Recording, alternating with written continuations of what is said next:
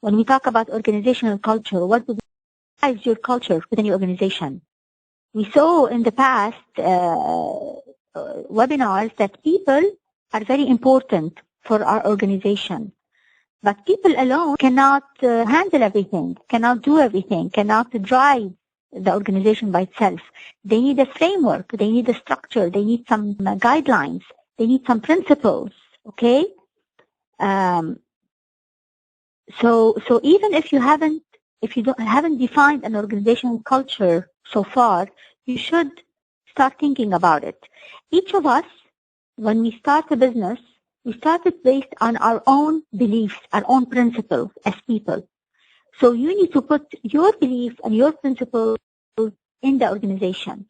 So first of all, like I said, you've got your vision, mission, values and goals and objectives and people.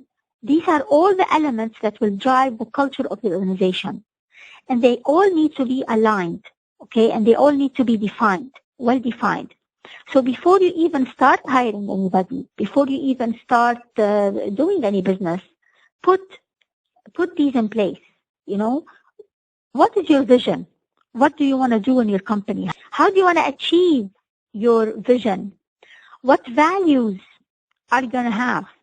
Are you going to say you are a transparent organization, an open policy, open door policy organization? Communication is one of the most important assets in the organization. So you need to start putting that in place. And what are the goals and objectives by which you're going to achieve your vision and mission?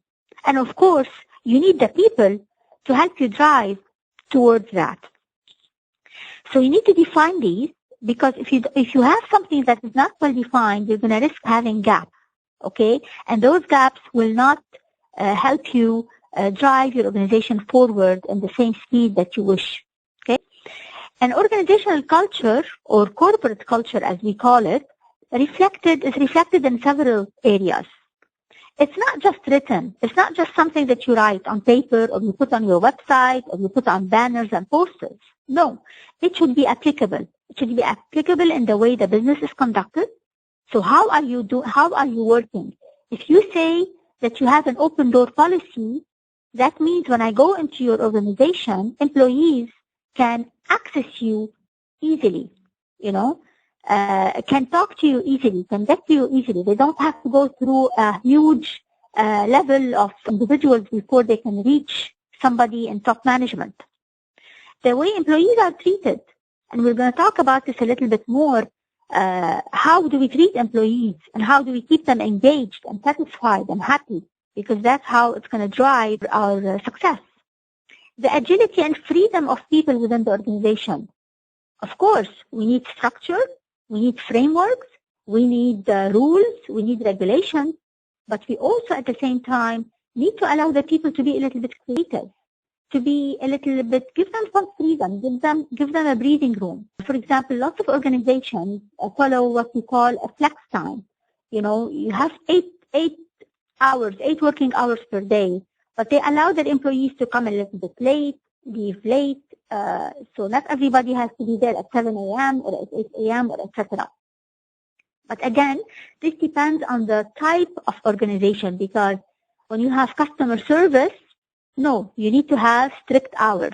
But when you are, let's say, a sales-driven organization or an art internal design organization where people are more like artistic, you give them that flex time. And of course, the engagement and commitment of the employees. So all of these, everything that we talk about here should be reflected in your corporate culture. When people who work with Google breathe and speak and eat and everything is Google, you know, for them working at Google is the best. When people who work at Nike, they really are very, very close to the brand and to the culture of the corporation. So for the organizational culture to be adopted by all employees, it must be consistent, okay? So we cannot change the rules every day. We cannot come up with something new every day. Make sure that you start with something consistent that you can build upon. Because of course, in the beginning, when you start your business, you might not have all the elements that you want to put in there. You might, your goals might change a little bit, your objectives might change because you are growing. But make sure that the basis is the same. You don't change the basics, okay? And also the culture needs to flow in the same direction as your company vision and mission. Everything needs to converge together. Everything needs to work together. You don't want people pulling ropes, one going right, one going left. That's going to tear things apart, and it's not going to allow you to achieve what you need.